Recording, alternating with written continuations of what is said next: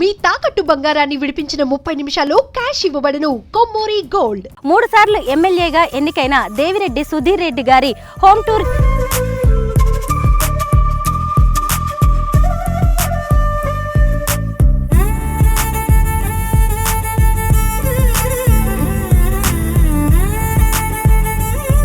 Sir, ఈ construction అంతా ఎవరు చేయించారు? ఎవరి ఐడియా ఇది? నా కొడుకు ఆర్కిటెక్ట్. ఫైనల్ ఇయర్ ఉన్నప్పుడు ఇంకా అతనే డిజైన్ చేసి అతనే దగ్గర ఉండి ఎగ్జిక్యూట్ చేయించాడు. 23 రోజులు టోటల్ ఫ్రేమ్ వేశారు. అప్పుడు ముఖ్యమంత్రిగా వైఎస్ రాజశేఖర రెడ్డి గారు ఉన్నారు. వారితో మీ అనుబంధం ఏంటో చెప్పండి. వారు నా గురువు గారు అండి. రాజకీయంగా నన్ను ఇక్కడ దాకా వచ్చినంటే కారణం వైఎస్ రాజశేఖర రెడ్డి గారు. వారి కుమారుడైన జగన్మోహన్ రెడ్డి గారు పార్టీ పెట్టారు, వైఎస్ఆర్సీపీ. మరి మీరు ఎందుకు ఆ పార్టీలో జాయిన్ అవ్వలేదు? రాజశేఖర రెడ్డి గారి కొడుకుగా నేను గౌరవం ఇస్తా, అభిమానిస్తా. కానీ 2020లో కేసీఆర్ గారు మిమ్మల్ని Musi river development corporation chairman ని చేశారు. ఇప్పుడు చూస్తే సీఎం రేవంత్ రెడ్డి గారు కూడా మూసీ ప్రక్షాళన అంటున్నారు. మొదటనే వచ్చి డైరెక్ట్ ఇండ్లు కూలగొడతా అని చెప్పి అన్నిటిని మార్కింగ్ చేసి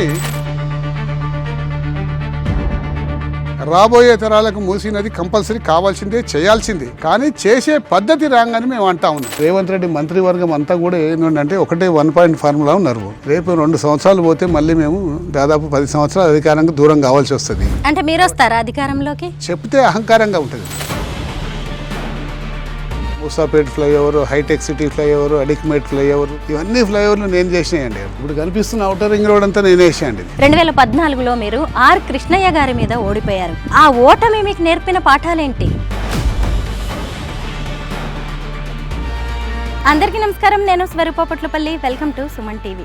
రాజకీయ నాయకుల జీవితం అంటే తెరిచిన పుస్తకం. 3 సార్లు ఎమ్మెల్యేగా ఎన్నికైన దేవిరెడ్డి సుధీర్ రెడ్డి గారి హోమ్ టూర్ చేస్తూ ఎంతో మందికి తెలియని అనేక విషయాలను ఆయన గురించి చెప్దాము అని హైదరాబాద్ నానక్రామ్ గూడలోని వారింటికి వచ్చాను. చూసారా ట్రిప్లెక్స్ విల్లా ఎంత బాగుందో. వారింటికి వస్తున్నప్పుడు మేము అడవిలోకి వస్తున్నామా అనే ఫీలింగ్ కలిగింది. ప్రకృతి, పచ్చని చెట్లు, కొండల మధ్య ఆయన ఇల్లు ఎంత బాగుందో, ప్రశాంతతకి మారుపేరులా కనిపిస్తూ ఉంది. లోపలికి వెళ్దాం. ఎటు చూసినా కానీ పచ్చదనం కనిపిస్తోంది. రోజు పొద్దున్నే ఇక్కడ నెమళ్ళు కనిపిస్తూ ఉంటాయంట. ఇప్పుడు మేము రాగానే కూడా నెమలి నాట్యం ఆడుతూ కనిపించింది. అలాగే పక్షుల కిలకల రావాలు, చల్లని గాలులతో ఈ ప్రాంతం, ఈ లొకాలిటీ కూడా చాలా బాగుంటుంది. చూడండి అసలు ఎంత బాగుందో. అద్దాల మేడ, గాజుల భవంతి అంటారు కదా, సుధీర్ రెడ్డి గారి విల్లా అలా అనిపిస్తోంది. ఇదిగోండి మన కోసమే ఇక్కడ వెయిట్ చేస్తున్నారు సుధీర్ రెడ్డి గారు. సరే, నమస్తే. నమస్తే. సరే, ఈ కన్స్ట్రక్షన్ అంతా ఎవరు చేయించారు? ఎవరి ఐడియా ఇది? నా కొడుకు ఆర్కిటెక్ట్. ఓకే. సో అతనే డిజైన్ చేశాడు. కాలేజీలో ఫైనల్ ఇయర్ ఉన్నప్పుడు ఇంకా పాస్ కూడా కాలేదు అప్పటికి. ఫైనల్ ఇయర్ అతనే డిజైన్ చేసి అతనే దగ్గర ఉండి ఎగ్జిక్యూట్ చేయించాడు. నా కొడుకు పేరు ప్రీతం రెడ్డి. అయితే దీని స్పెషాలిటీ ఏంటో చెప్తారా? మీ ఇంటి స్పెషాలిటీ అంటే ఇందులో వెంటిలేషన్ చాలా ఎక్కువ ఉంటుందండి. ఇప్పుడు ఇక్కడ బయట ఎట్లున్నామో ఇంట్లో కూడా ఇదే విధంగా వెంటిలేషన్ ఉంటుంది. ఎక్కడ ఏ రూమ్లో కూర్చున్నా మనకి గ్రీనరీ కనిపిస్తుంది, పచ్చటి చెట్లు కనిపిస్తాయి. అంటే కనిపించే విధంగా డిజైన్ చేశాడు. అక్కడ చెట్లు పెట్టడము, ఆ గ్లాస్ డోర్ అక్కడ ఇవ్వడము. సో అక్కడ గ్లాస్ డోర్లోకి వెళ్ళి మనకు చెట్లలో కూర్చున్నట్టు అనిపిస్తుంది. అసలు హైదరాబాద్, అందులోనూ మీ నియోజకవర్గమైన ఎల్బీ నగర్ ఎలా ఉంటుందో తెలిసిందే. ఫుల్ క్రౌడెడ్గా ఉంటుంది. అలాంటి ఏరియా నుంచి గచ్చిబౌలికి ఇక్కడికి ఎందుకు షిఫ్ట్ అవ్వాల్సి వచ్చింది? నేను కాదు, నా పిల్లలు ఉంటారు ఇక్కడ. నేను ఎల్బీ నగర్లో ఉంటా. కాకపోతే నాకు బ్యాక్ బోన్ సర్జరీ అయినప్పుడు కొంచెం బాగా ఇబ్బందిగా ఉన్నప్పుడు ఎక్కువ కాలం ఇక్కడ ఉన్నాను. సీనియర్ ఆర్కిటెక్చర్ కట్టిన పెద్ద బిల్డింగ్ లా ఉంది సార్ ఇది. కానీ ఒక 4th ఇయర్ స్టూడెంట్, అది కూడా ఆర్కిటెక్చర్ చదువుతున్న అబ్బాయి కట్టాడంటే అసలు నమ్మేలాగా లేదు. మరి మాలాంటి కామన్ మ్యాన్కి ఎంట్రీ ఉంటుందా మీ ఇంట్లోకి? అదేంటండి, హై రెంట్ విల్లా కాదండి. మామూలుగా చాలా లో కాస్ట్లో ఏ విధంగా కట్టొచ్చు అని చెప్పేసి మా అబ్బాయి ఇదంతా కూడా తాండూరు బండలు ఇవి. ఈ బండలే ఫ్లోరింగ్గా వాడాడు. సో సింపుల్గా కన్స్ట్రక్షన్ మ్యాక్సిమం కాస్ట్ కటింగ్ ఏ విధంగా చేయొచ్చు అనేది చూపెట్టాలని చెప్పి ఈ ప్రాజెక్ట్ చేశాడు. న్యాచురల్గా ఉంటే బాగుంటుంది అని చెప్పి అతని టేస్టు. సో ఇప్పుడు ఇక్కడ గ్రీనరీ ఉంది. ఆ రూమ్లో కూర్చున్నా ఈ గ్రీనరీ కనిపిస్తుంది, ఈ చెట్లు కనిపిస్తాయి. ఈ రూమ్లో కూర్చుంటే కనిపిస్తుంది. మనం ఎక్కడికి వెళ్ళినా మనకు గ్రీనరీ పచ్చగా కనిపిస్తుంది. ఇది ప్రీకాస్ట్ హోమ్ అండి. ఈ దాదాపు రియల్ హోమ్ కట్టాలంటే ఏంటంటే పిల్లర్స్ వేయడము, ఇటుక గోడలు పెట్టడము, దాని తర్వాత దాని మీద రూఫ్ వేయడము, ఇదంతా పెద్ద టైం టేకింగ్ ప్రాసెస్. సో మా అబ్బాయి ఆర్కిటెక్ట్ కాబట్టి, అతను బిల్డర్ కూడా కాబట్టి, ఇటువంటి హోమ్స్ కడితే ఎన్ని రోజులు ఫాస్ట్ కట్టగలుగుతామనే ఎక్స్పెరిమెంటల్ బేసిస్ మీద ప్రీకాస్ట్ హోమ్. ఇది 23 రోజులు టోటల్ ఫ్రేమ్ వేశారు. ట్రిప్లెక్స్ 23 days బ్యాక్ ఏమీ లేకుండే, జీరో ఉండే. 23 డేస్ల కింద అన్ని దాని బేస్ చేసి దానిపైన ఇదంతా కూడా వేయడం జరిగింది. సో అతను ఎప్పుడు కూడా గ్రీనరీ ఎక్కడ కనిపించినా కనిపించాలనే ఉద్దేశంతో ఇక్కడ గ్రీనరీ, ఇక్కడ కూర్చున్నప్పుడు ఇది గ్రీనరీ కనిపిస్తుంది. సో ఇట్లా కనిపించాలి, అది గ్రీనరీ మన ఇంట్లోకి వచ్చినట్టు ఉండాలన్న ఉద్దేశంతో ఈ విధంగా డిజైన్ చేసిండ్రు. ఇది దేవుడి రూము. దేవుడి రూమ్ కూడా గ్రీనరీ ఉండాలని చెప్పి అక్కడ కూర్చుంటే మనకు బయట గ్రీన్ కనిపిస్తుంది. మనం ఇక్కడ కూర్చుంటే కూడా ఇక్కడికి వెళ్ళి గ్రీనరీ కనిపిస్తుంది. ఈ ఫొటోస్ అన్నీ ఏంటి సార్? నా వైఫ్, మా పెద్ద కోడలు, మా చిన్న కోడలు, నా 2 కొడుకులు, మా మనమడు. ఇతను చిన్న కొడుకా సార్ ఆర్కిటెక్ట్? పెద్ద ఆయన ఆర్కిటెక్ట్, పెద్ద చిన్న ఆయన సివిల్ ఇంజనీర్. ఓహో. ఇదేమో లివింగ్ రూము, ఇది ఇంకో షార్ట్ లివింగ్ రూము, ఇది డైనింగ్. ఓకే. సో డైనింగ్లో నుంచి చూస్తే కూడా ఈ గ్రీనరీ ఎంత కనిపిస్తుంది నాకు. ఫస్ట్ ఇక్కడ తొట్లల్లో గ్రీనరీ పెంచవచ్చు. ఓకే. ఇవి అవుట్ సైడ్ కూడా గ్రీనరీ మంచిగా బాగా కనిపిస్తుంది. మీ ఫ్యామిలీ ఫోటోనా సార్ డైనింగ్ రూమ్ లో పెట్టుకున్నారు? నా 2 కొడుకులు, మా పెద్ద అబ్బాయి మ్యారేజ్ అప్పుడు తీసుకున్నాం అది. అక్కడ నా వైఫ్, మా మదరు, మా తమ్ముని భార్య. మామూలుగా ఇది ప్రీ కాస్ట్ బిల్డింగ్ కదండి సార్, అయితే మీ అబ్బాయి కట్టింది కాబట్టే పైగా లో కాస్ట్ లో కట్టాడు అని మీరు చెప్పారు. నార్మల్గా బయట వాళ్ళు కడితే ఎన్ని కోట్లు అవుతుంది ఇల్లు, మనకెంత అయింది? అంటే అప్పుడు తక్కువ అండి కాస్ట్, మా పెద్ద అంటే దీనికన్నా ఒక 5% ఎక్కువైతుంది. అయితే మనకు 2.5 crores అయిపోయింది అప్పుడు ఇల్లు మొత్తం అంతా కలిపి ఒక 2.5 crores కట్టేసినాం అప్పుడు. సార్ ఇవన్నీ ఏంటి పంచలోహ విగ్రహాలా? లేదండి, ఇట్లనే ఎవరో ప్రజెంట్ ఇచ్చినవి అన్నీ కూడా వాడితే ఇక్కడ పెట్టాము. హాల్లో ఓ 2 కత్తుల్ని మీరు ఫ్రేమ్ కట్టి మరి పెట్టుకున్నారంటే దానికి ఏదో హిస్టరీ ఉంటుంది. అప్పుడు ఔటర్ రింగ్ రోడ్ చేసేటప్పుడు ట్రాన్స్రాయ్ అనే కంపెనీ ఉండే. ఆ ట్రాన్స్రాయ్ అనే కంపెనీ రష్యాకి సంబంధించింది. రష్యన్ ఎక్స్ డిఫెన్స్ మినిస్టర్ ఆ ట్రాన్స్రాయ్కి CEO ఉండే. సో ఫస్ట్ అతనికి డిన్నర్ ఇచ్చినప్పుడు ఆ 2 కత్తులు మాకు అతను ప్రజెంట్ చేశాడు. ఇది గ్రౌండ్ ఫ్లోర్, మనం పైకి వెళ్ళి మాట్లాడుకుందాం. పైకి వెళ్ళి కూడా వ్యూ ఇంకా చాలా బాగుంటుంది. సార్ అసలు రాజకీయాల్లోకి ఎలా వచ్చారు మీరు? నేను చదువుకునే రోజుల్లోనే నేను కార్పొరేషన్ ఎన్నికలు వస్తే కార్పొరేషన్ ఎన్నికల పేపర్లో చూసి మనం ఎందుకు కాంటెస్ట్ చేయకూడదు అని చెప్పి ఆలోచన వచ్చింది. కానీ మనం ఆ ఏజ్లో మనకు టికెట్ ఇస్తారా అనేది పెద్ద క్వశ్చన్ మార్క్ ఉండే. కానీ నమ్మకం ఉండే నాకు టికెట్ మనకు వస్తుంది, రావచ్చు. సో దాంతో ఏం చేసామంటే కార్పొరేషన్ ఎన్నికల్లో ఇప్పుడు ప్రయత్నం చేశాము. గట్టిగా ప్రయత్నం చేస్తే వచ్చేసింది. ఎందుకంటే చాలా పెద్ద గ్రూప్ ఉండే మాది. కేవలం మా యొక్క గ్రూప్ని చూసి టికెట్ ఇచ్చారు. చిన్న వయసులోనే మీరు కార్పొరేటర్ అయ్యారంట. ఎంత ఏజ్లో సార్? 22-23 ఉండొచ్చు అండి. 22-23 ఉండొచ్చు. డిగ్రీ సెకండ్ ఇయర్స్ అవుతున్నప్పుడు, సెకండ్ ఇయర్లో ఉన్నప్పుడు అప్పుడే మాకు ఎలక్షన్స్ వచ్చినాయి. ఎలక్షన్స్ రాగానే టికెట్ ప్రయత్నం చేసిన, టికెట్ వచ్చేసింది, కార్పొరేటర్గా గెలిచేసిన కూడా. సార్ హుడా చైర్మన్గా కూడా పనిచేశారు కదా, ఇప్పటికీ మీకు గుర్తుండిపోయేది ఏంటి అప్పట్లో మీరు చేసిన పనుల్లో? హుడా చైర్మన్గా ఉన్న 3.5 yearsలో అనేక కార్యక్రమాల్ని హైదరాబాద్ నగరానికి అందించినామండి. ఇప్పుడు కనిపిస్తున్న ఔటర్ రింగ్ రోడ్ అంతా నేనే వేసాను. ఇది ఔటర్ రింగ్ రోడ్ అంతా నేనే, డిజైన్ కూడా నేనే చేయించిన. కంప్లీట్గా ప్రతి స్టెప్ ఔటర్ రింగ్ రోడ్ ఈ విధంగా రావడానికి ప్రధానమైన కారణం ఆ రోజుల్లో నేనే. అంటే నేనంటే నాకు ఆ స్వేచ్ఛనిచ్చిన ముఖ్యమంత్రి గారు రాజశేఖర రెడ్డి గారిది. మరి డిజైనింగ్ దానికి సంబంధించిన ఎంత ఎవ్రీథింగ్, ఆ రోడ్ అంతా విడుతుండాలి. రాబోయే రోజులలో హైదరాబాద్ నగరంలో రోజు ఎన్ని కార్లు వస్తాయి, నెలకి ఎన్ని కార్లు వస్తాయి, సంవత్సరానికి ఎన్ని కార్లు వస్తాయి, పాత కార్లు ఎన్ని ఉన్నాయి, ఇవన్నీ రోడ్ల మీద తిరగాలి. కాబట్టి 2050-60 వరకు ఎటువంటి ఇబ్బంది లేకుండా ఉండాలన్న ఆలోచనతో వేసిన రోడ్ ఇది. ఇంకా హైదరాబాద్లో కూడా అంటే చాలా ఫ్లైఓవర్లు వేసాము అప్పుడు. PV Narasimha Rao express elevator corridor, Moosapet flyover, హైటెక్ City flyover, Adikmet flyover, old సిటీలో ఉన్న ఆ అన్ని ఫ్లైఓవర్లు నేను నల్గొండ బస్టాండ్ ఫ్లైఓవరు, ఇవన్నీ ఫ్లైఓవర్లు నేను చేసినాయండి అప్పుడు. అంటే ట్రాఫిక్ మీద నాకు బాగా శ్రద్ధ అండి. హైదరాబాద్ నగరంలో అనేక సమస్యలు ఉన్నాయి. ఆ సమస్యలన్నీ కూడా క్రమంగా తీరిపోతున్నాయి. రాబోయే రోజుల్లో రాబోయే తరాలకు కేవలం ట్రాఫిక్ సమస్యనే మెయిన్ సమస్య. ఈ ట్రాఫిక్ సమస్యను ఇప్పటి నుంచి మనం పరిష్కరించుకుంటూ వస్తే ఒక 30-40 సంవత్సరాలకు అంత సెట్ అవుతుందని ఆలోచనతో మ్యాక్సిమం ఫ్లైఓవర్స్ మనం హైదరాబాద్లో ఆ రోజుల్లో కట్టడం జరిగింది. ప్రతి ఫ్లైఓవర్ వెనుక నా కృషి ఉంది, నా బుర్ర ఉంది. నేను ఆ విధంగా ఉంటే బాగుంటుందని చెప్పి ఆలోచన చేసి కన్సల్టెంట్తో డిస్కస్ చేస్తే ఆ విధంగా డిజైన్ చేశాను. మీరు 2009లో మొదటిసారి ఎమ్మెల్యేగా ఎన్నికయ్యారు.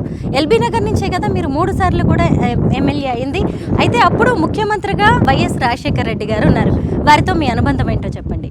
వారు నా గురువు గారు అండి. రాజకీయంగా నన్ను ఇక్కడ దాకా వచ్చినంటే కారణం వైఎస్ రాజశేఖర రెడ్డి గారు అండి. ఈరోజు నేను 3 సార్లు శాసనసభ్యునిగా అయినా, ఒకసారి హుడా చైర్మన్గా అంటే రాజశేఖర రెడ్డి గారండి. అంటే ఫస్ట్ బీజం వేసింది ఆయన, దాని తర్వాత ప్రజలు ఇక ప్రేమాభిమానాలు చూపెట్టి ఈ విధంగా నన్ను ఇక్కడ దాకా తీసుకొచ్చారు. 2014లో మీరు ఆర్ కృష్ణయ్య గారి మీద ఓడిపోయారు. ఆ ఓటమి మీకు నేర్పిన పాఠాలేంటి? ఓడిపోతానని సంగతి అప్పుడు నాకు తెలుసండి. ఎందుకంటే అంచనా వేసిన అన్ని రకాలుగా సర్వేస్లో చూసిన అన్నిట్లో కూడా ఏ విధంగానే ఓడిపోయే అవకాశం ఉంది. నా సహచర శాసనసభ్యులైన కొంతమందికి నేను చెప్పిన, మనం సిటీలో ఎవరం గెలుస్తలేము, అందరం ఓడిపోతున్నాం, ఒక్క సీటు కూడా గెలవదని చెప్పిన. అనుకున్నట్టే 2014లో ఒక్క సీటు కూడా కాంగ్రెస్ పార్టీ గెలవలే. ఓడిపోయినాక సరే ఎప్పుడు కూడా ప్రజలతో టచ్లో ఉంటుండే కాబట్టి ఓడిపోయినాక కూడా కొద్ది రోజులు చాలామంది ప్రజలతో నేను ఎప్పుడు టచ్లో ఉండే. 2018 ఎలక్షన్స్లో మళ్ళీ ఎన్నికలు వచ్చినప్పుడు గెలిచిన, అప్పుడు హైదరాబాద్లో నా ఒక్క సీటే గెలిచింది, నా ఒక్క సీటే, ఓన్లీ సీట్ అది గెలిచింది. టోటల్ హైదరాబాద్ జిహెచ్ఎంసీ పరిధిలో సబితా ఇంద్రారెడ్డి గారు నా పక్కకున్నారు. వారిది కొంచెం పార్ట్ ఒక 10% జిహెచ్ఎంసీకి వస్తుంది, మిగతా 90% రూరల్కి వస్తుంది. ఆవిడ నేను ఇద్దరమే గెలిచామన్నమాట. సో జిహెచ్ఎంసీలో నా ఒక్క సీటే. సో ప్రజలు ఆ విధంగా అభిమానించి ఇప్పుడు ప్రజలు ఆదరణ చూపెట్టింది కాబట్టి నేను ఆ రోజు గెలవగలిగాను. మీరు ఇందాక ఒక మాట చెప్పారు, వైఎస్ రాజశేఖర రెడ్డి గారు నా గురువు గారు అని. ఆయన అస్తమయం తర్వాత జగన్ గారు, వారి కుమారుడైన జగన్మోహన్ రెడ్డి గారు పార్టీ పెట్టారు వైఎస్ఆర్సీపీ. మరి మీరు ఎందుకు ఆ పార్టీలో జాయిన్ అవ్వలేదు? అంటే రాజశేఖర రెడ్డి గారికి నాకున్న అనుబంధం వేరే, జగన్ గారితో నేను అంతా ఎక్కువ అటాచ్ కాలేకపోయినా. ఎందుకంటే జగన్ గారు చాలా తక్కువ కలిసేవాళ్ళు, అప్పుడు ఎప్పుడో రేరుగా వచ్చేవారు, వారు బెంగళూరులో ఉండేవారు. కాబట్టి ఆయనకు నాకున్న అనుబంధము వేరే. జగన్ గారికి అంటే రాజశేఖర రెడ్డి గారి కొడుకుగా నేను గౌరవం ఇస్తా, అభిమానిస్తా, కానీ మా పర్సనల్ అనుబంధం రేపు అంత డెవలప్ కాలే. మీ నాన్నగారు ఐబీలో డిఎస్పీగా చేశారంట, పోలీస్ డిపార్ట్మెంట్లో ఉన్నారు. వారి నుంచి మీరు ఏం నేర్చుకున్నారు? డిసిప్లిన్ అండి. మా నాన్నగారు చాలా డిసిప్లిన్గా ఉంటారు, చాలా సిస్టమేటిక్గా ఉంటారు. కాబట్టి ఆ డిసిప్లిన్, సిస్టమేటిక్ అనేది లైఫ్లో చాలా అవసరమైన సంగతి.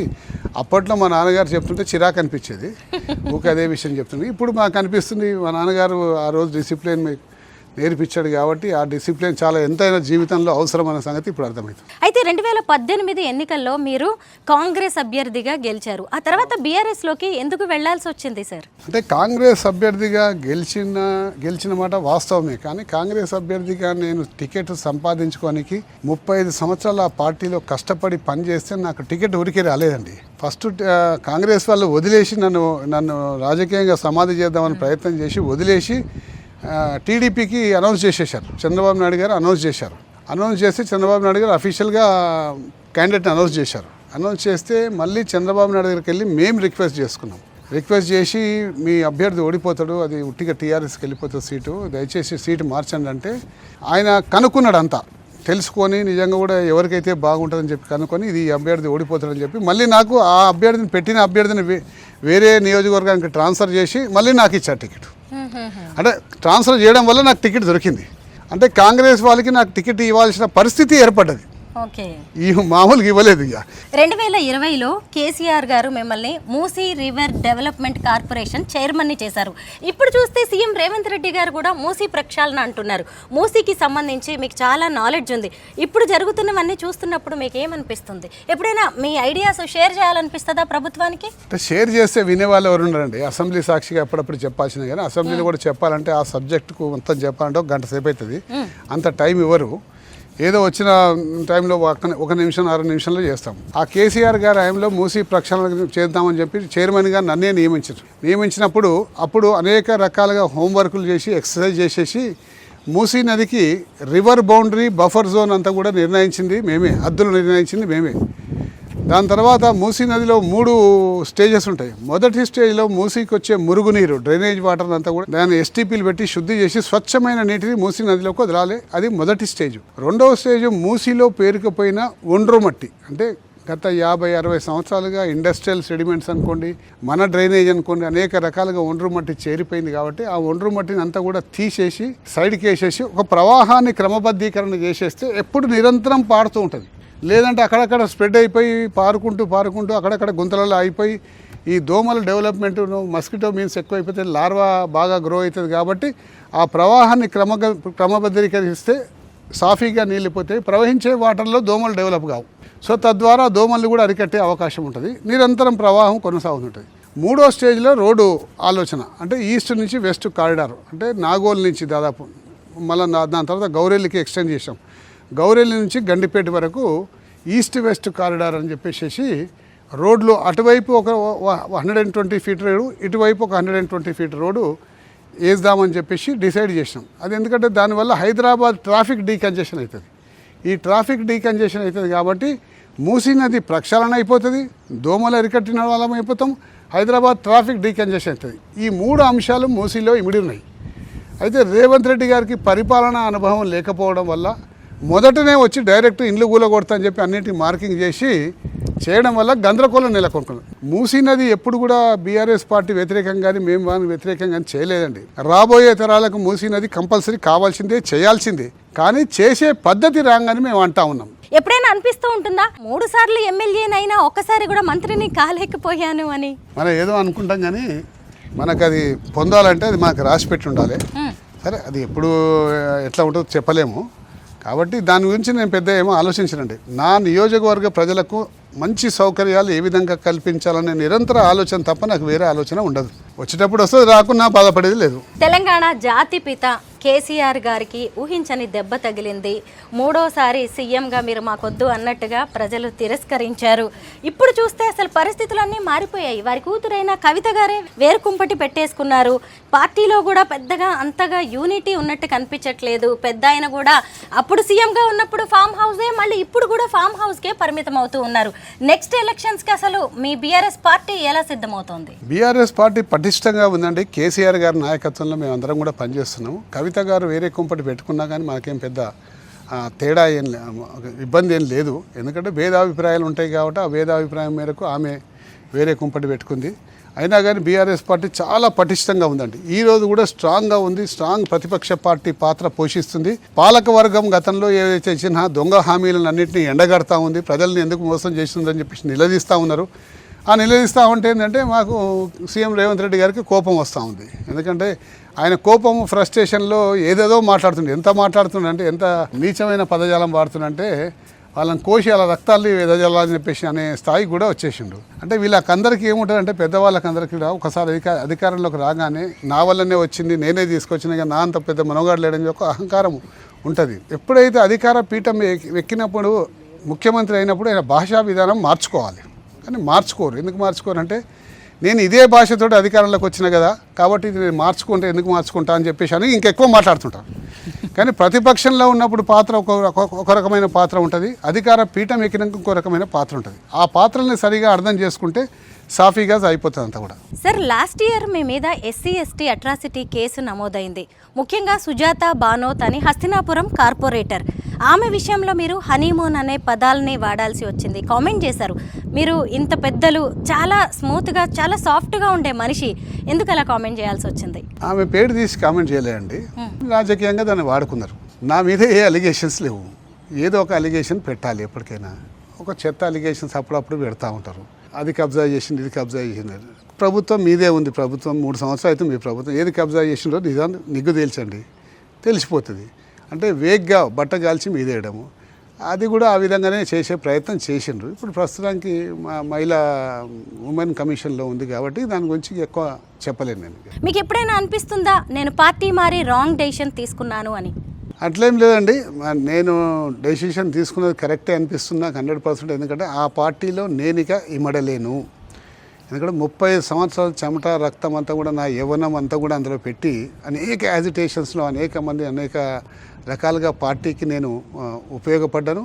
కానీ పార్టీ చివరికి నన్నే మోసం చేసి, నన్నే నా టికెటే కట్ చేసి నన్ను భూస్థాపితం చేద్దామని ప్రయత్నం చేసిన నాయకుల మధ్యలో నేను ఉండను అని చెప్పేసి బయటకు వచ్చేసిన. మీరు ప్రభుత్వంలో పనిచేశారు. ఒక అధికార పార్టీ ఎలా ఉంటుందనేది కూడా మీకు బాగా తెలుసు. డెసిషన్ మేకింగ్ అనేది ఎలా ఉంటుంది. గతంలో కాంగ్రెస్లో చూశారు, ఆ తర్వాత బీఆర్ఎస్లో కూడా చూశారు కదా. ఇప్పుడు రేవంత్ రెడ్డి గారి క్యాబినెట్ని చూస్తున్నారు. ఆ మంత్రుల పనితీరు కూడా ఎలా ఉంది అనేది అబ్జర్వ్ చేస్తున్నారు. వాళ్ళ ప్రోగ్రెస్ రిపోర్ట్ ఏంటి అనిపిస్తుంది? ఎవరికి మార్క్స్ వేయాల్సి వస్తే అంతమంది మంత్రుల్లో ఎవరికి హైయెస్ట్ మార్క్స్ వేస్తారు మీరు? ఇప్పుడు ఉన్న మంత్రుల్లో కూడా అండి ఎవ్వరు కూడా దాదాపు గతంలో చేసిన అనుభవం లేదండి. ఏదన్నా మంత్రి స్వర్గ స్థాయిలో కొంచెం చేసిన అనుభవం ఉంటుందంటే దాన్ని ఎట్లా హ్యాండిల్ చేయాలని ఈజీ అయిపోతుంది. గతంలో కొంతమంది మంత్రులు, దామోదర్ రాజనరసింహ గారు అనుకోండి, శ్రీధర్ బాబు గారు అనుకోండి, ఇంకా కొంతమంది కోమటిరెడ్డి వెంకటరెడ్డి గారికి మంత్రి పదవులు చేసిన అనుభవం ఉండే కాబట్టి కొంచెం బేస్ లైన్ అంతా కూడా అర్థమవుతుంది. రేవంత్ రెడ్డి గారికి ఏదీ లేదు కాబట్టి అసలు 3 సంవత్సరాలు అతను సర్దుకుంటానికే సరిపోయింది. ఇక ముఖ్యంగా ఇప్పుడున్న రేవంత్ రెడ్డి మంత్రివర్గం అంతా కూడా ఏంటంటే ఒకటే 1 పాయింట్ ఫార్ములా ఉన్నారు. రేపు 2 సంవత్సరాలు పోతే మళ్ళీ మేము దాదాపు 10 సంవత్సరాలు అధికారానికి దూరం కావాల్సి వస్తుంది. అంటే మీరు వస్తారా అధికారంలోకి? ఇక ఎవరు వస్తారో ప్రజలు నిర్ణయిస్తారండి. అంటే మీ మీద మీకు కాన్ఫిడెన్స్ లేదా? మేము వస్తామని గట్టి నమ్మకం ఉంది, కానీ చెప్తే అహంకారంగా ఉంటుంది. ఇప్పుడే చెప్పుకొని మేమే వస్తామని చెప్తే అహంకారంగా ఉంటుంది. కాబట్టి మాకు గట్టి నమ్మకం ఉంది కాబట్టి అప్పుడు ప్రజలు నిర్ణయిస్తారు. ఖచ్చితంగా వాళ్ళు మళ్ళీ వచ్చే పరిస్థితి లేదు కాబట్టి ఉన్నప్పుడే ఇల్లు సదురుకుందామని చెప్పే ఉద్దేశంతో ఆ ఆలోచనలు తప్ప రాష్ట్రం ఏ విధంగా ఉండాలి, రాష్ట్రం ఏ విధంగా డెవలప్ చేసుకోవాలి, నా శాఖ ఏ విధంగా అభివృద్ధి చేసుకోవాలి, ముఖ్యమంత్రి గారితో ఏ విధంగా సమన్వయం చేసుకోవాలని చెప్పి ఒక్కరు కూడా ఇలా ఆలోచించే వ్యవధి కానీ టైం కానీ వాళ్ళకి లేదు. 3 సార్లు ఎల్బీ నగర్, అదే లాల్ బహదూర్ నగర్, ఆ నియోజకవర్గం నుంచి మీరు ఎమ్మెల్యే అయ్యారు, హుడా చైర్మన్గా ఉన్నారు, మూసీ రివర్ డెవలప్మెంట్ కార్పొరేషన్ చైర్మన్గా పనిచేశారు. అంటే హైదరాబాద్ అభివృద్ధిలో ఖచ్చితంగా మీకంటూ ఒక పేజీ ఉందనే చెప్పొచ్చు. ఎప్పుడైనా సరే మీ గురించి మీరు ఆలోచించుకున్నప్పుడు, ఈ పనులన్నీ గుర్తొచ్చినప్పుడు బాగా సంతృప్తినిచ్చే అంశాలేంటి? అంటే ఎప్పుడు కూడా అండి నేను హైదరాబాద్ డెవలప్మెంట్ మీదనే ఎక్కువ ఫోకస్ చేసండి. రాబోయే తరాలకు ఎప్పుడు కూడా సౌకర్యాలు కల్పించాలి. మా పూర్వీకులు ఈ విధంగా చేయడం వల్ల ఇలా మేము హ్యాపీగా ఉన్నామన్న ఆలోచన వాళ్ళకు ఉండాలి. అండ్ ఎక్కడికక్కడికి అరకొర షార్ట్ ప్లానింగ్ చేసుకుంటూ అప్పటికప్పుడు మళ్ళీ ఇబ్బంది పడి అని ఉండకుండా బాగా ప్లానింగ్ చేసి చేయాలన్న ఉద్దేశంలో నేను హైదరాబాద్ ట్రాఫిక్ మీద నాకు ఎక్కువ శ్రద్ధ, హైదరాబాద్ ఇన్ఫ్రాస్ట్రక్చర్ మీద నాకు బాగా శ్రద్ధ. ఈ మధ్యకాలంలో రేవంత్ రెడ్డి గారిని మా వియ్యంకుని డాటర్ మ్యారేజ్లో ఒకసారి కలిశాను. పత్రిక ఇస్తానికి వెడ్డింగ్ కార్డు ఇస్తానికి పోయాను. రేవంత్ రెడ్డి గారు చెప్పాను, సార్ మీరు హైదరాబాద్లో ట్రాఫిక్ కోసం ఎక్కువ ఖర్చు పెట్టకుండా తక్కువ ఖర్చుతోటి ఎక్కువ ఉపయోగం ఇచ్చే విధంగా కొన్ని సూచనలు చేస్తే చెప్పండి, వినండి సార్ అని చెప్తున్నా. చెప్తే ఇక్కడ ఔటర్ రింగ్ రోడ్ ఉంటుంది, దీని పక్కకి ఈ building back side outer ring road. Outer ring రోడ్కు మాకు ఈ ఈమార్ ప్రాపర్టీ రోడ్కు మధ్యలో ఒక 30 ఫీట్ల గ్యాప్ ఉంది, 30-40 ఫీట్ల గ్యాప్ ఉంది. అందులో అన్ని పిచ్చి చెట్లు ఇట్లా మొలిచినాయి సార్, అంతా కూడా అంతా చిదారం లాగా అయిపోతుంది. దాన్ని మీరు వెడల్పు చేస్తే దాదాపు ఒక 2 లేన్స్ మీకు ఎక్కువ వస్తాయి, ట్రాఫిక్ ఈజీగా పోయి గచ్చిబౌలి నుంచి లెఫ్ట్ హ్యాండ్ తీసుకోవచ్చు అని చెప్పడం జరిగింది. చెప్పుకుంటూ నాకు మన హస్తినాపురము ఫ్లైఓవర్ ఇవ్వండి సార్, మరి ఆనంద్ నగర్కు ఫ్లైఓవర్ అవసరం, చాలా అవసరం సార్, మాకు ఎట్టి పరిస్థితుల్లో అవసరం, మీరు ఎట్టి పరిస్థితుల్లో టేకప్ చేయాలి. గతంలోనే అంతా రెడీ చేసి పెట్టినాము. మీరు ఈ 2 చేయకుండా టీకేఆర్ కమాన్ దగ్గర ఫ్లైఓవర్ చేస్తూ ఉన్నారు. అది ఇప్పుడు అవసరం లేదు సార్, 2030లో అవసరం, అది ఇప్పుడు అవసరం లేదు. అంత ట్రాఫిక్ జామ్స్ ఏముండే అని చెప్పేసి చెప్పాను. చెప్తే మీరు ఒక లెటర్ ఇవ్వండి క్యాన్సిల్ చేయమని చెప్పేసి టీకేఆర్ కమాన్ అన్నాడు. యాజ్ ఏ శాసనసభ్యునిగా నేను లెటర్ ఇవ్వనేమో అనుకున్నాడు ముఖ్యమంత్రి గారు.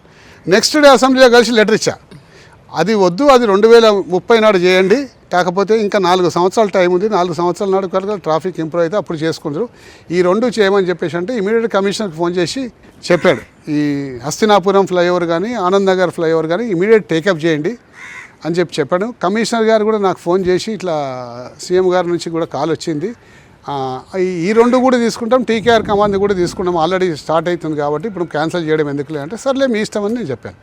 సో ఆ 2 హస్తినాపురం ఫ్లైఓవర్ అండ్ ఆనంద్ నగర్ చౌరస్తా ఫ్లైఓవర్ 2 కూడా ఈ ముఖ్యమంత్రి గారు శాంక్షన్ చేసిండు. ఈ సందర్భంగా ముఖ్యమంత్రి గారికి నేను కృతజ్ఞతలు తెలుపుకుంటున్నాను. ఓ ప్రతిపక్ష నాయకుడు అడిగినా కానీ ఆయన స్పందించిన విధానాన్ని ఖచ్చితంగా మనం అప్రిషియేట్ చేసి తీరాల్సిందే. సార్, ఈ ఏరియా అంతా డే టైంలో ఎలా ఉంటుంది, నైట్ టైంలో ఎలా ఉంటుంది? నైట్ టైంలో ఇంకా చాలా బాగుంటుందండి. ఈ పెద్ద బిల్డింగ్స్ అన్నిట్లలో లైట్లు వచ్చేస్తాయి, అన్నిట్లలో లైట్లు వేస్తారు. లైట్లు వేస్తే అది ఒక న్యూయార్క్ నగరాన్ని తలపిస్తుంటా ఉంటుంది, అంత పెద్ద కన్స్ట్రక్షన్. ఇప్పుడు టాలెస్ట్ బిల్డింగ్ దాదాపు ఇది 35 ఫ్లోర్స్ ఏమో ఉంది, అది కూడా ఒక 30 ఫ్లోర్స్. సో వాటిలో అన్నిట్లలో లైట్లు వచ్చేస్తాయి. మళ్ళీ డే టైంలో చూసినప్పుడేమో ఇటువైపు అంతా పక్షులు కనిపిస్తున్నాయి. డే టైంలో మీకు అన్ని పక్షులు ఉంటాయండి.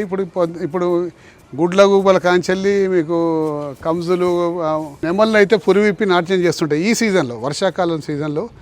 అవంతా కూడా పింఛాలన్నీ కూడా ఇట్లా ఇప్పి అన్నీ చాలాసేపు ఉంటాయి, అట్లా 10-15 నిమిషాలు ఉంటాయి. అట్లా చాలా బాగుంటుంది కదా. ఈ రోజుల్లో పల్లెటూళ్ళలోనే ఇంత కనిపించట్లేదు సార్ పచ్చదనం కావచ్చు.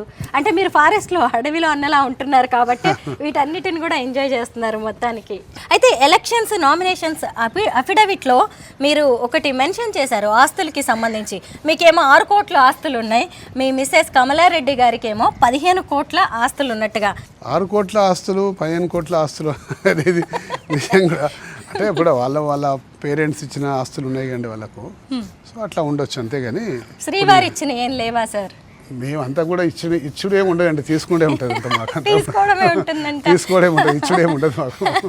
సార్ మీ ఇల్లు అయితే అసలు పాజిటివ్ ఎనర్జీకి కేర్ ఆఫ్ అడ్రస్ లా కనిపిస్తోంది. ఎటు చూసినా ఎంత బాగుందో, పచ్చదనం కనిపిస్తోంది, ప్రశాంతత కనిపిస్తోంది. అసలు లో కాస్ట్ లో ఇంత మంచి ఇల్లుని డిజైన్ చేసిన, కన్స్ట్రక్ట్ చేసిన మీ అబ్బాయి ప్రీతంకి అయితే స్పెషల్ అప్రిసియేషన్ సార్. కంగ్రాచులేషన్స్. ఎంతో మందికి ఇల్లు అనేది ఖచ్చితంగా రిఫరెన్స్ గా మారుతుంది sir. All the best to Pritam. Thank you so much sir. Thank you.